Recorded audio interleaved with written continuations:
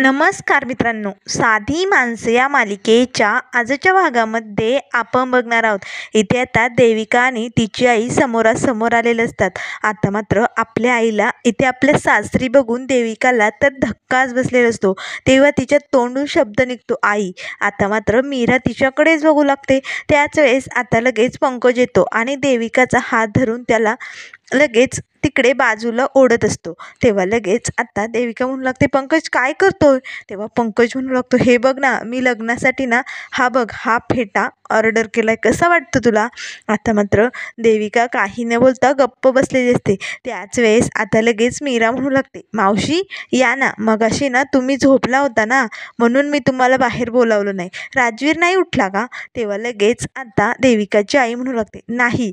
तेव्हा लगेच आता मीरा म्हणू लागते, हे बघ आई, मी तुला सांगितलं होतं ना, आम्ही जेव्हा गावी चाललो होतो तेव्हा बसमध्ये आमची ओळख झाली होती मावशींबरोबर, त्या ह्याच मावशी. आणि पुढे कारणामुळे आणखीन ओळख वाढत गेली आणि यांचा राजवीर खूप भारी आहे बरं का. तेव्हा लगेच आता लक्ष्मी म्हणू लागते, हो ना, मीराने सांगितले बरं का तुमच्या राजवीरबद्दल.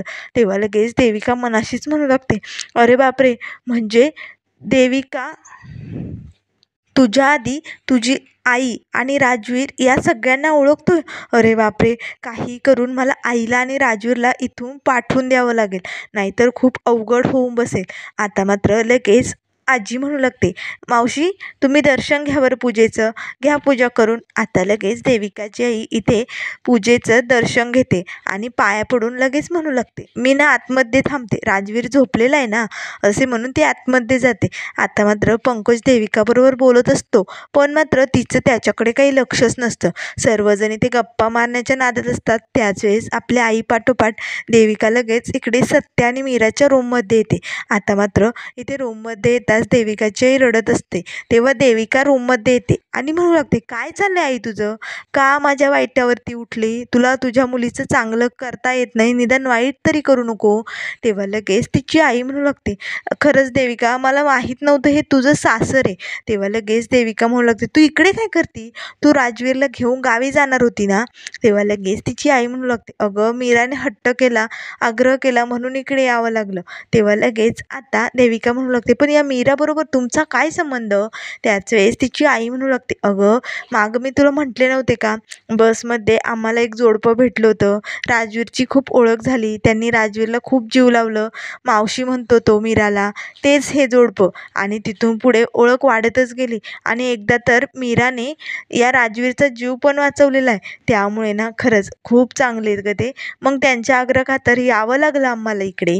तेव्हा देविका म्हणू लागते, हे बघ आई, हे माझं सासर आहे आणि इथे जर सगळ्यांना कळलं की तू माझी आई आहे, अरे बापरे, सगळं काही विस्कटून जाई आई. त्यामुळे प्लीज तू इथनं निघून जा ना गाई, प्लीज माझ्यासाठी एवढं कर.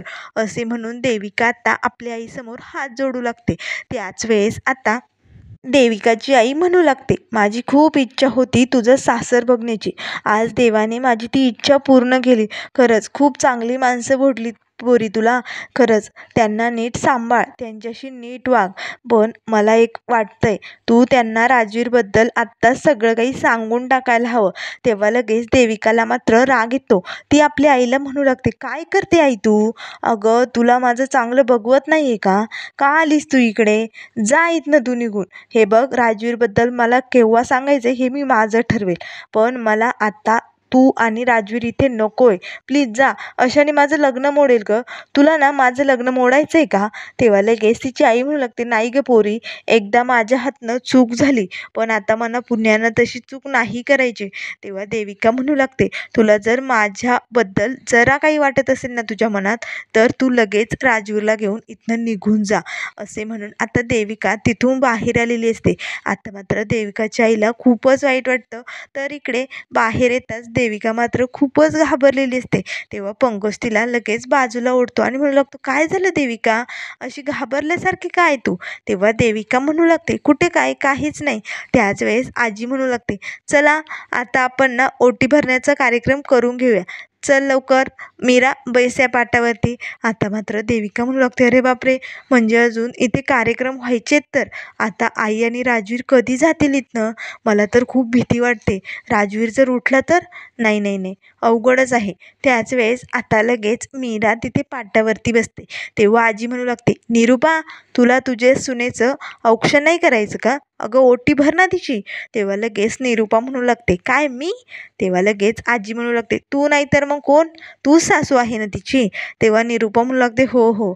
मग लगेच आता निरुपा रागानेच मीराजवळ येते. आता सर्वांच्या आग्रह खातर तिला आता मीराचं औक्षण करून तिची ओटी भरावी लागते. मीराला मात्र खूपच आनंद झालेला असतो. ती हसून सगळ्यांकडे बघत असते. त्याच वेळेस आता औक्षण होताच लगेच निरुपा म्हणू लागते, घ्या सासूबाई, झाली ओटी भरून. आता झालंय ना? तेव्हा लगेच आजी आता आपल्या पिशवीतून एक बॉक्स काढते.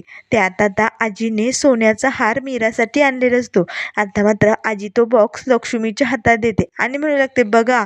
आता मात्र लक्ष्मीला तर खूपच आनंद होतो. तर लगेच आजी त्या बॉक्समधला तो हार हातात घेते आणि म्हणू लागते, मीरा, तुझ्यासाठी हार आणलाय बरं का, मी माझ्या हाताने घालते. असे म्हणून आता लगेच आजी आपल्या स्वतःच्या हाताने मीराच्या गळ्यात तो हार घालते. तो हार मात्र मीराला खूपच छान दिसत असतो. इकडे निरुपाचा मात्र खूपच जळफळाट होतो. तेव्हा लगेच ती पार्वतीला म्हणू लागते, बघ बघ पारू, सगळी इस्टेट ना या फुलवालीवरतीच ओवाळायचं ठरवलं या म्हातारीने. बघ, सोन्याचा दागिना करून आणलाय केवढा मोठा. आता मात्र पंकज लगेच देविकाला म्हणू लागतो, काही दिवसांनी अशी पूजा आपलीही होईल बरं का, असे लवकरच दिवस येतील. आता मात्र देविका खूपच घाबरलेली असते. ती खूप टेन्शनमध्ये असते. त्याच वेळेस आता लगेच मीरा खूप खुश असते. सत्याही तिच्याकडे आनंदाने बघत असतो.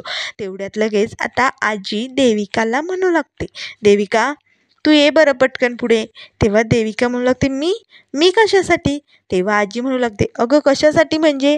चल तू पण मीराचं औक्षण करून घे बरं. चल पटकन हळदी कुंकू लाव तिला. आता मात्र देविका घाबरते आणि मनाशीच म्हणू लागते, मी औक्षण करायला कसं चालेल? मी तर एक विधवा बाई आहे, पण काय करू, आता मला जावंच लागणार आहे.